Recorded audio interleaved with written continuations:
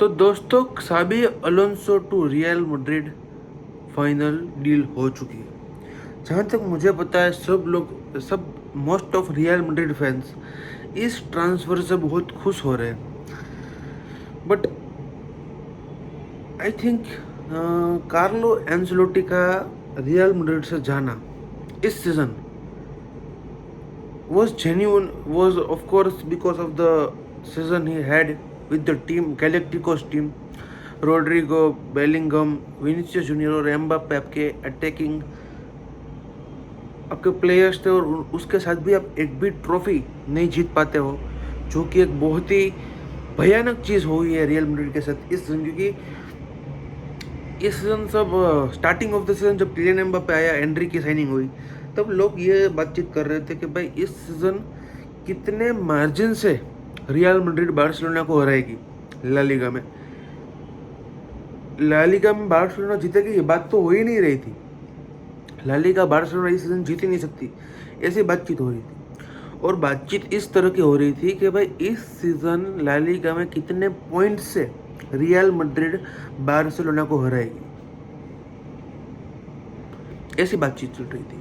और प्लेयर्स भी real Madrid के कॉन्फिडेंट थे, प्लेयर्स मैनेजर्स के साथ बहुत ही कॉन्फिडेंट थे। पापा Perez the president, the ultimate president, वो भी बहुत खुश थे। और उन सबको लग रहा था कि भाई everything is going in their flow, उनके हिसाब से सब चीज़ चल रही है। बट उनके हिसाब से सिर्फ एक ही चीज़ नहीं चल रही थी, और वो थी भगवान की मर्जी। टोनी क्रूज का जाना ऑफ कोर्स, और उनको लगा कि भाई Toni Kroos is was the most important part of the Real Madrid team, but we will find the replacement. Barcelona इतने साल से जो खड्डे में गिर गई थी, वो इसी की वजह से गिर गई थी ना, कि भाई नेमार चला गया, उसके बाद इनिएस्टा चला गया, उसके बाद हमारा सुआरेस चला गया, मेसी चला गया, बुस्केट्स, अलाबा सब चले गए, जो कि इंपॉर्टेंट प्लेयर्स थे, वो सब चले गए। तो उसको आपको they can be replaced obviously, or any player in the world, any greatest player in the history of football can be replaced, but it needs time. आप ज़बरदस्ती से कुछ नहीं कर सकते। अगर आप ज़बरदस्ती से करते भी हो तो आपकी टीम खड्डे में गिरेगी, जैसे बार्सिलोना की गिरी थी, और इस सीज़न जैसे रियल मैड्रिड की गिरी है, ऑब्वियसली गिरी है। और आप मना भी नहीं कर सकते, क्योंकि भाई रियल मैड्रिड का ट्रॉफी लेस सीजन मुझे लगता है कि बहुत सालों के बाद पहली बार आया। आई थिंक आफ्टर 2018-19 वाला सीजन ये पहली बार है कि जहाँ पे रियल मैड्रिड कोई भी ट्रॉफी जीती नहीं है, ट्रॉफी लेस गई है मेरे हिसाब से। तो after a long time, 6-7 long years के बाद ऐसी भयानक स्थिति आ चुकी है रियल मैड्रिड। और it is a very big thing. लगता है लोगों को भाई एक ही सीजन गया है ना ट्रॉफी लेस, बट उसके लिए जो भी अपने इन्वेस्टमेंट्स, क्या प्रेसिडेंट पेरेस को पता था ये कि भाई इस सीजन में एक भी ट्रॉफी नहीं जीतेंगे?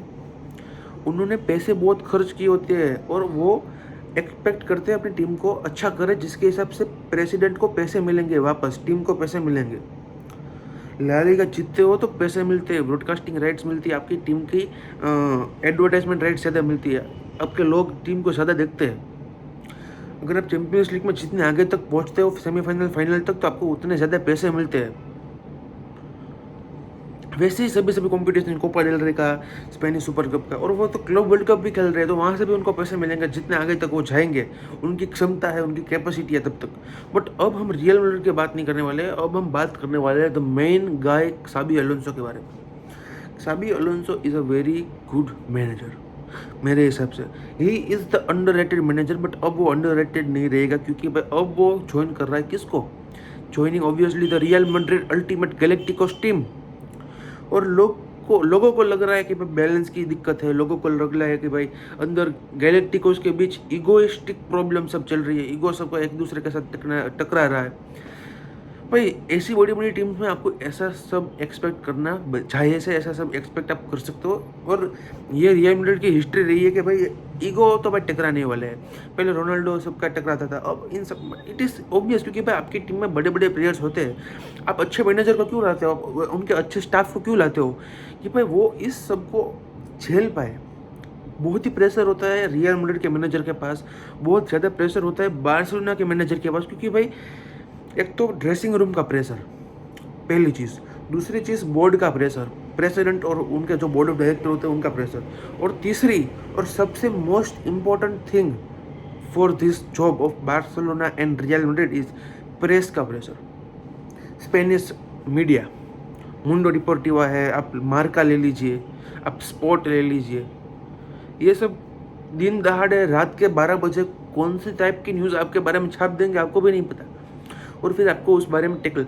तो ये सब आउटर ऑफ द थिंग, ये सब ऑन द फील्ड वाली बात नहीं, ये सब ऑफ द फील्ड वाली बात है। अब बात करते हैं मेन प्रॉब्लम के बारे में जो कि ऑन द फील्ड चल रही है। इस सीज़न मैंने एक पैटर्न नोटिस किया है, जो कि आप लोगों ने किया है कि नहीं किया मुझे नहीं पता है। Midfield was dead. सामने वाली टीम आपके मिडफील्ड में कैसे भी बॉल चला रही है, और वो बार्सिलोना की बात नहीं कर रहा हूँ, ना ही मैं आर्सेनल, ना ही मैं मैनचेस्टर सिटी, ना ही मैं एटलेटिको मैड्रिड, ऐसी बड़ी बड़ी टीम्स के बारे में मैं बात नहीं कर रहा हूँ। वेलेंसिया जैसी टीम जो कि रेलीगेशन बैटल फाइट कर रही थी एक टाइम पे, वो आपके मिडफील्ड में अच्छे से बॉल चला रही है। सेल्टा विगो को मैंने देखा 2-3 मैचेस पहले, एक मैचेस पहले ही शायद, वो आपके मिडफील्ड में आसानी से बॉल चला रही थी।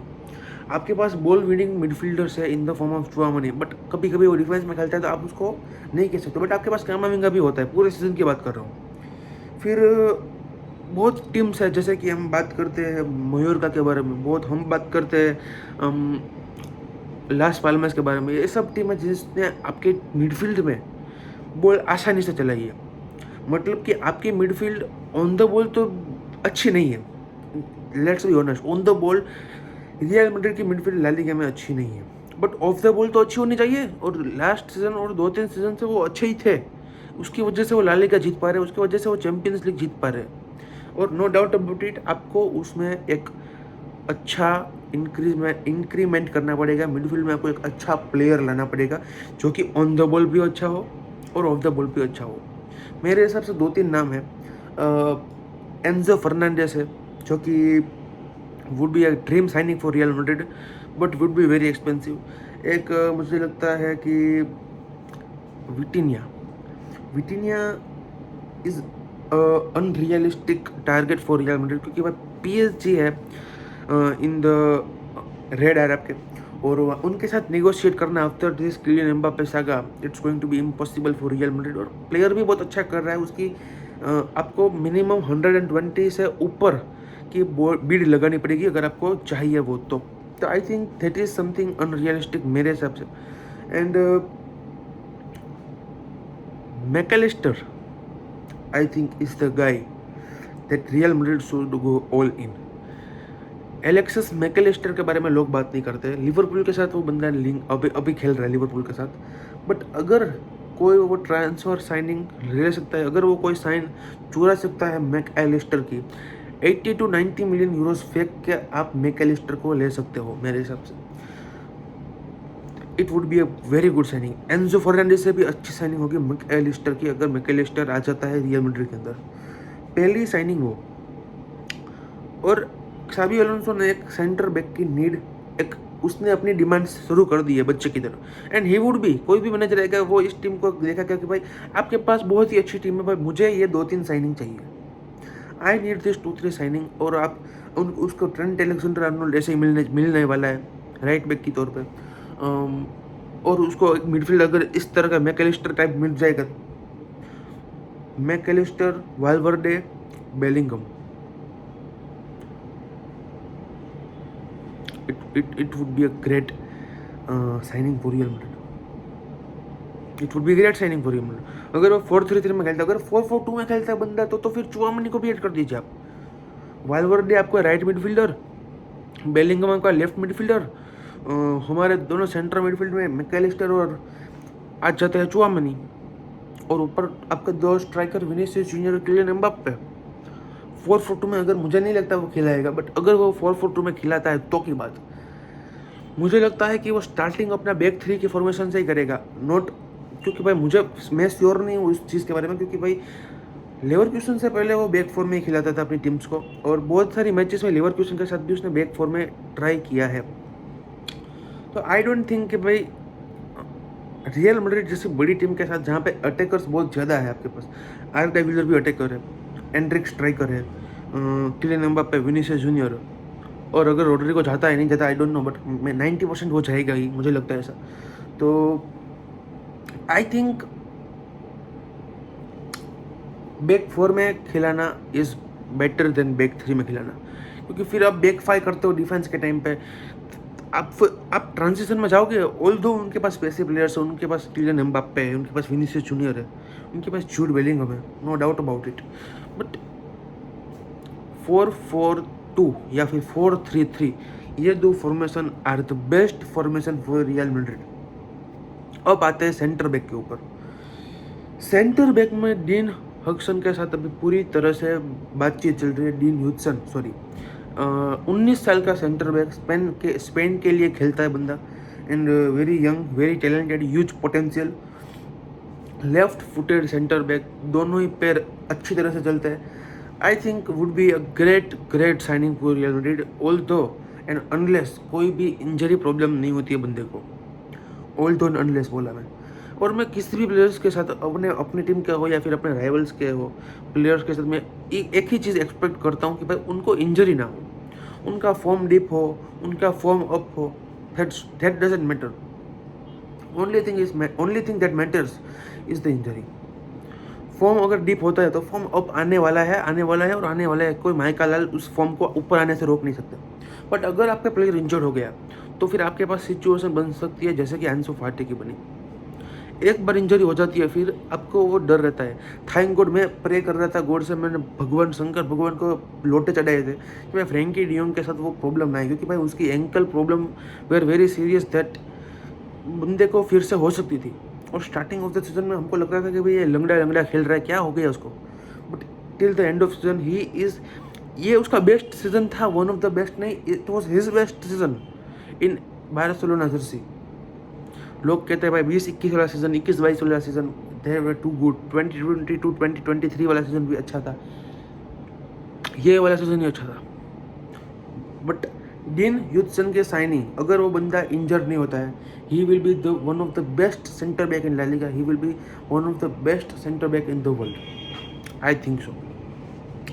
अब कहाँ पे साइनिंग की ज़रूरत है आपको? राइट बैक आपको लुकास वास्केस चाह रहे हैं, Dani Carvajal will be back, Trent Alexander Arnold will be back, whom you expect to start? Club world cup में मुझे लगता है ट्रेंट अलेक्जेंडर आर्नोल्ड स्टार्ट करेंगे, सब्स्टिट्यूट के तौर पर आपको डानी कार्वाल देखने को मिल सकता है, क्योंकि भाई एशियल इंजरी से आ रहा है बंदा, it will take time to be fully form में आना। और जब वो गया था इंजर्ड होकर तब उसको वो डेडलाइन दे दी गई थी कि भाई he is one of the best centre back in the world, sorry centre back नहीं, राइट बैक, बट फिर इंजर होते हैं बंदा और it is very difficult to come back, but he will be. तो मुझे लगता है कि भाई अगर आप एक मिडफील्डर को ले लेते हो, अगर आप एक डिफेंडर को ले लेते हो, लेफ्ट बैक, अब लेफ्ट बैक में बहुत सारे वर्ल्ड क्लास ऑप्शन अवेलेबल नहीं है। आपके पास फरलान मेंडी है जो कि बहुत ही कतल लेफ्ट बैक है, डिफेंसिव लेफ्ट बैक है, but he is too good. और आपके पास फ्रैंक गार्सिया भी है। फ्रैंक गार्सिया ने पिछले कुछ मैचेस में दिक्कत हुई है उसको, he is in a severe problem. मुझे पता है कि भाई बहुत वर्ल्ड क्लास प्लेयर्स के सामने आ रहा है, बट आई थिंक वो तो जेरार्ड मार्टिन भी आ रहा है, और मेरे हिसाब से इन सब प्लेयर्स को डेवलप होने के लिए ऐसी गलती करना जायज़ है। बाल्डे जब आया तब उसने भी गलतियाँ की थी, तब जाके ही is one of the best left back in the world. तो भाई जेरार्ड मार्टिन को सब कह रहे हैं कि भाई नेक्स्ट सीजन बेच दो, जेरार्ड मार्टिन को रखो आप, क्योंकि भाई उसने अगर आपने उसकी स्टार्टिंग ऑफ द सीजन की मैच देखी हो और अगर उसने आपने उसके लास्ट मैच देखी हो, he has grown at a very large level. और फिर आप उसको फिर से प्री सीजन में आपको उसको ट्रेन करना है, फिर से वो नेक्स्ट सीजन के लिए तैयार होगा, तो उसको कितना कॉन्फिडेंस बूस्ट मिलेगा, वो he will ultimately become one of the good left back in the world. तो आई थिंक फ्रैंक गार्सिया को आपको रखना चाहिए, but I am no one to tell that to papa Perez, Florentino Perez. मुझे लगता है फ्रैंक गार्सिया को बेच देंगे, मेंडी को भी बेच सकते हैं, और थियो Hernandez difficult, Davis difficult, I don't know home they will bring. Carreras की बात चल रही है, अल्वारो करेरास के बारे में, ग्रिमाल्डो की भी बात चल रही है। ग्रिमाल्डो अगर आता है तो भाई ही will B a great signing, but दोनों ही तरफ आपको डिफेंसिव स्टेबिलिटी इतनी अच्छी नहीं मिल सकती, क्योंकि भाई ग्रिमाल्डो भी ऊपर चढ़ता है, ट्रेंट भी ऊपर चढ़ता है, दोनों तरफ से आप खुल सकते हो। अगर ऑल्दो एंड अनलेस आप बैक थ्री में खेलते हो तो वो दोनों आपके लेफ्ट विंग बैक और राइट विंग बैक बन सकते हैं। बट और एक छोटी दरार मुझे दिख रही है ऊपर, आपके नंबर 9 के तौर पर। विक्टर ओसिमेन, अगर रियल मैड्रिड पुल ऑफ कर सकती है उस साइनिंग को, रोड्रिगो को बेचकर विक्टर ओसिमेन की साइनिंग को या फिर विक्टर ग्योकरेस की साइनिंग को, it would be a crazy signing for Real Madrid मेरे हिसाब से। क्साबी अलोंसो ने 70वें स्थान पर लेवरकुसन को उठाकर 51 या 52 मैचेस अनबीटन ले जाकर बुंडेसलीगा जिताया था। He is one of the craziest manager I have ever seen. Bundesliga एक ऐसी टीम को जिताना जहाँ पे बायर्न म्यूनिख ने अपना थब्बा लगा कर रखा है कि भाई हमारा स्टैम्प है यहाँ पे, इसको तो आप जीत ही नहीं सकते हो। थॉमस ट्यूकल की मैनेजर के अंदर इतना अच्छा मैनेजर होने के बावजूद भी, जर्मन मैनेजर होने के बावजूद भी बायर्न म्यूनिख को सेकंड फिनिश करना पड़ा, क्योंकि भाई लेवरकुसन क्साबी अलोंसो की वॉज टू गुड। अनबीटन जा रहे थे, नेवर लूजन मैच, आपको लास्ट मिनट्स गोल दिख रहे हैं, आपको लास्ट मिनट सेव दिख रही है, आपको डिफेंडिंग अच्छी दिख, और 150 गोल कुछ मारे थे लेवरकुसन ने। बट मेन थिंग इज कि उसका पोजिशनिंग टीम का इतना अच्छा है, उसकी टीम इतनी अच्छी स्टेबल है कि भाई वो कम गोल खाती है, वो बहुत आपको ओपन नहीं दिखती है। और ऑल्दो अनलेस आपको कोई इंजरी हो जाती है, प्लेयर कोई आपका मेन प्लेयर आउट हो जाता है तब तक। और लोग मुझे पूछ रहे हैं कि भाई फ्लोरियन वर्ट्स का क्या होगा, वो अगर साइनिंग आप देखने को मिल सकते हैं। I don't think so. Florian Wirtz to Real Madrid is a possible scenario, is a possible transfer, but I don't see कि भाई जूड बेलिंगहम और फ्लोरियन वर्ट्स साथ में स्टार्ट कर सकते हैं। अब अगर क्साबी अलोंसो कुछ अच्छी नई फॉर्मेशन लाता है बंदा और उसको फ्लोरियन वर्ट्स को विंग में खिलाता है तो it is possible, but I don't think 2 attacking midfielders के साथ रियल मैड्रिड को जाना चाहिए। तो let's see what's going to happen, what's not. But हाँ, क्साबी अलोंसो का आना, it is going to be a great signing for Real Madrid. Let's see what's going to happen. I wish good luck to all Real Madrid fans, I wish good luck to Real Madrid and there manager as well. तो हाँ, ये कुछ review मैंने डाला था क्साबी Alonso किस तरह से अप्रोच करेगा रियल मैड्रिड के साथ, किस तरह से आपको नेक्स्ट सीजन देखने को मिल सकता है क्साबी अलोंसो के साथ। तो और डिटेल वीडियो भी मैं डालूंगा, बट मिलते हैं इस वीडियो में, तब तक के लिए टेक केयर।